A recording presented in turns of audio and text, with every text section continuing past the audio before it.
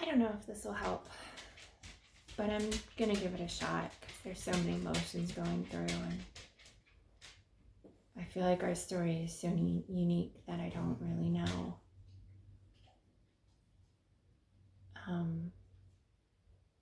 how to process it. And sometimes I think maybe just talking it out and feeling like you're talking to some new person, because so many people know personally the story already, that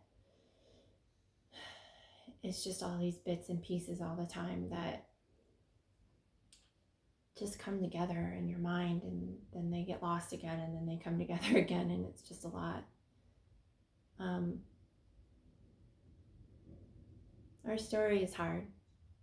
The story is really hard. I met my husband when I was 36, and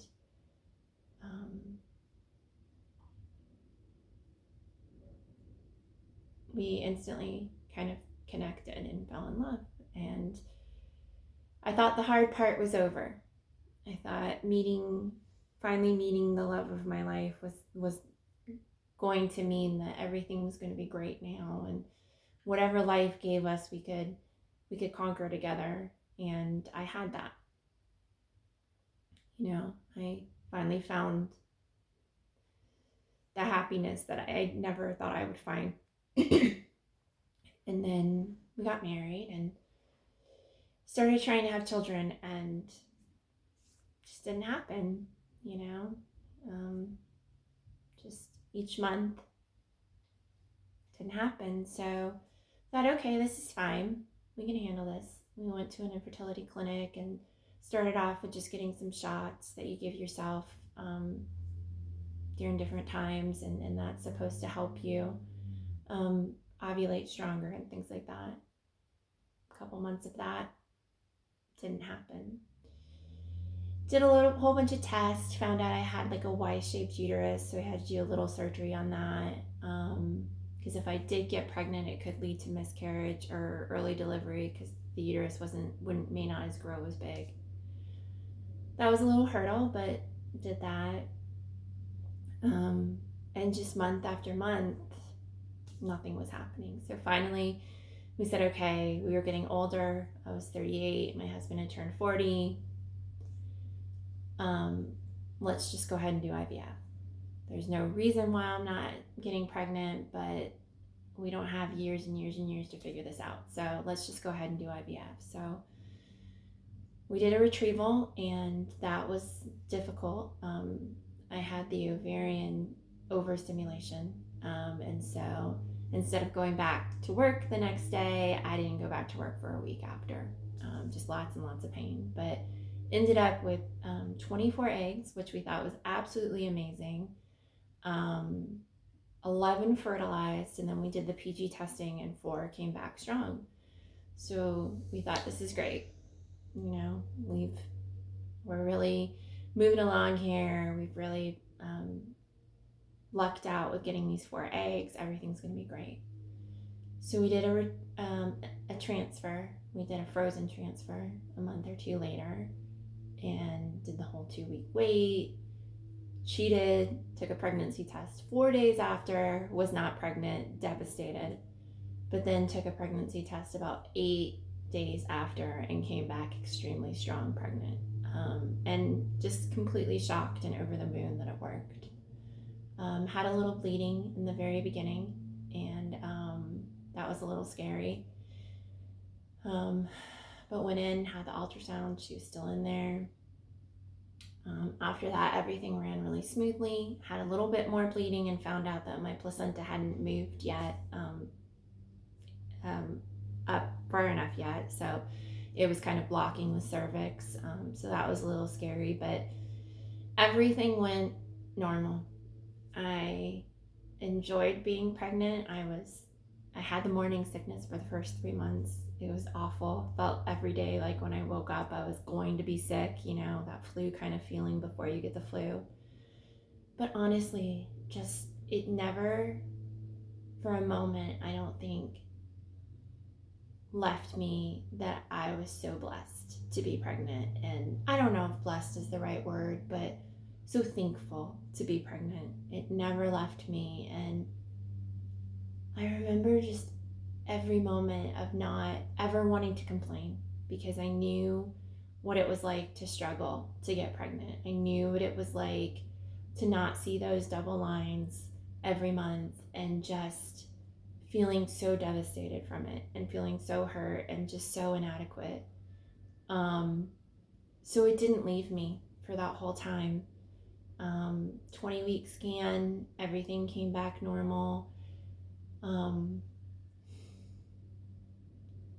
even though I was over 35, IVF, with these high risk things were coming back normal. And I remember at 37 weeks, I remember, and I pushed things off. I wouldn't buy things. I wouldn't set up nursery. I wouldn't even pack my hospital bag, because it was always in my mind, something could happen. Everything was coming back normal, but it was always in my mind, something could happen. But also wanting to enjoy it, wanting to think, no, like, yes, it could, but I need to enjoy this. This is an incredible time in my life, and I need to enjoy it. So, watching my stomach grow and watching the baby move and feeling her move in me, like, I don't think for a second I ever forgot how amazing that was and what a gift that was. And at 37 weeks, I was supposed to have her December 11th. So about 3 weeks before I was supposed to have her, I remember going upstairs and sitting in her nursery and rocking in the rocking chair that we'd finally gotten everything set up, and I'd finally made that video of my husband opening up the door to the nursery and saying how ready we were for her. And sitting in the rocking chair at 37 weeks and rocking and thinking, I'm just going to enjoy this. I'm just going to enjoy this, because we've made it so far, and I'm so thankful. So it was just at that time where I'd let my guard down. Just, I need to enjoy this. This is the last couple of weeks of pregnancy. Life is going to forever change. I just need to enjoy this. Well, Thanksgiving morning, I woke up to what I thought was my water breaking. And I woke up suddenly, and because it felt like I was, peeing my pants, and I looked and I saw that there was a little bit of blood mixed in it. And I thought, okay, well, I think that's what looks like when your water breaks, when, you have that amniotic fluid or whatever. And I ran to the bathroom, and I didn't turn on the light, but all I knew was I looked down in the toilet, and it was extremely dark fluid. And I knew instantly it was blood. So I screamed to my husband, I'm bleeding. So he ran up and he said, well, we have to call 911. And I said, no. We, everything's fine. Let's just get to the hospital. So I went to go get changed, and I sat on the bed, and the last thing I remember is my husband telling me, Lindsay, your legs are really red. And I remember thinking, no, they're fine, and rubbing them, because I guess I was just trying to get the redness out of them. And that is the last thing I remember. The next thing I know, I can hear a whole bunch of noises and boots, and I had the sensation of people being all around me.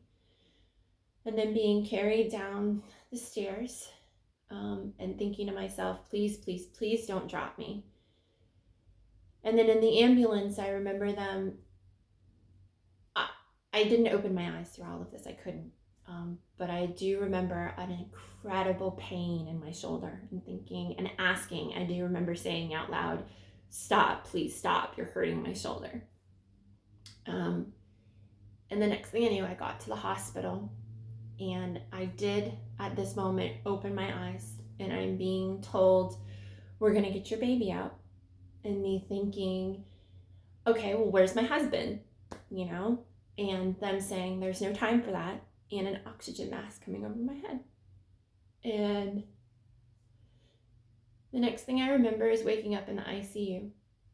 Baby out, you immediately know your baby's not there. And my husband standing at the end of the bed. And I had a respirator down my throat. But I remember trying to communicate, is baby okay? Is baby okay, right? Your worst nightmare is happening right now, and that's the first thing you want to know. And to my husband's knowledge, she was. But he did tell me, unfortunately, because of the placental abruption and the severity of the tear, they had to remove my uterus. I would not stop bleeding. And I was bleeding internally. They tried several blood transfusions and the blood it wouldn't stop. So they had to remove my uterus. And I remember thinking at the time, I know this is gonna hurt, but I have my baby.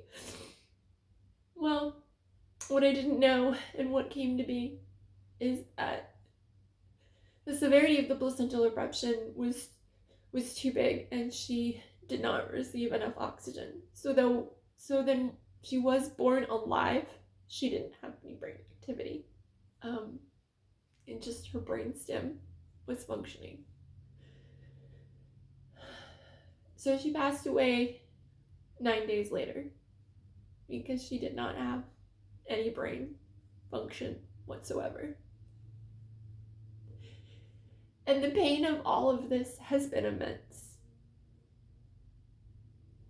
You're asked now to live in a world that you don't want to live in. That reality is just so much your nightmare.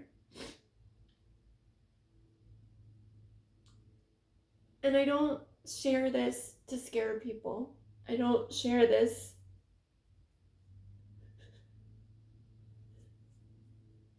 to say this could be your reality, because I hope that it's nobody's reality. I don't want it to be my reality, so sure as anything, don't want it to be anybody else's reality.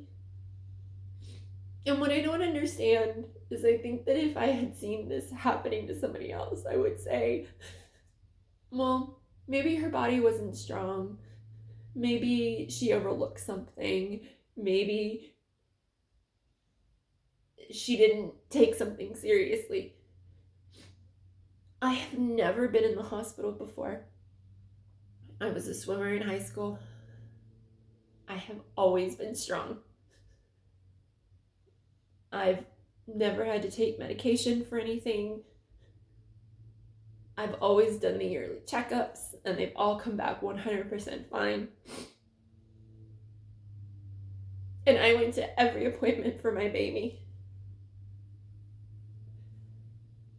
I asked every question. I even got the extra ultrasounds.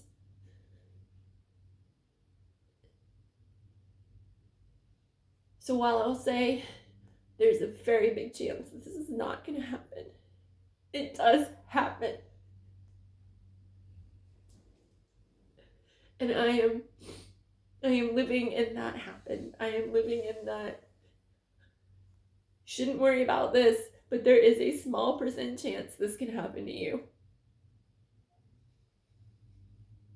If you had asked me about a placental abruption the day before it happened, I would have said, I don't know what that is, and I don't know what causes it. And what I can tell you now is I know all too well what it is, but I still don't know what causes it. I didn't smoke. I didn't do drugs. I didn't have a fall. I was so careful in my pregnancy. I would go downstairs and hold on to the railing with 2 hands. I would drive with my seatbelt on. And I was so thankful for being pregnant.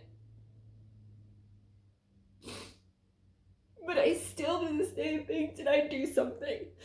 Did I cause it? And finding that peace within yourself, I don't know how you do that. I haven't found that yet.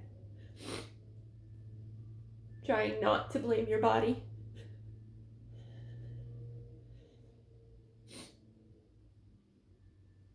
For essentially taking your baby away. For creating it and then tearing apart. Especially when you thought your entire life your body was strong.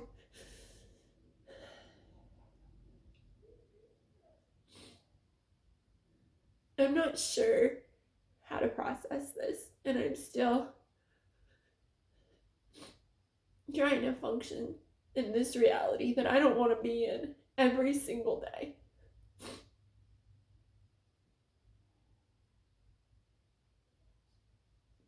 To know that you're living so many people's worst nightmare.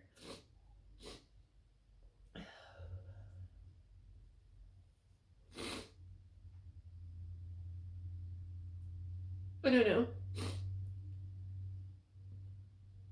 We're trying. My husband is my rock. And what you learn from this is how strong you actually are if you have a really strong marriage.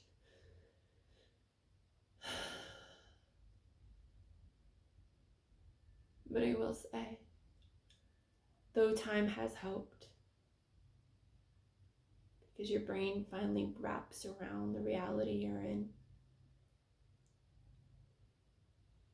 you don't stop missing your child.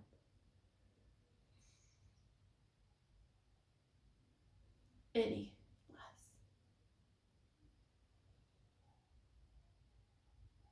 And she was beautiful. She was 38 weeks, so she was a full baby with a full head of hair and a little button nose. 7.5 pounds. I don't know how long she was. They never wrote it anywhere and I can't find it.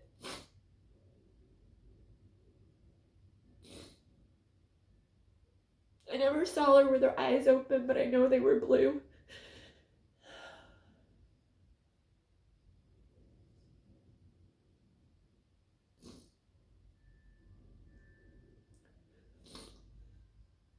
I can't find a story out there like mine. In so many places I turn to, women talk about the need to get pregnant again, to prove to themselves that they can do it. But I can't. I don't have a uterus.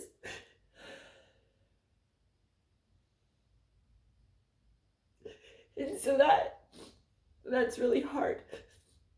And I'm scared to do anything with this because I don't want anything to trigger anybody or anybody to judge or... But maybe somebody out there has experienced what I've experienced and knows. Because I can't find anything.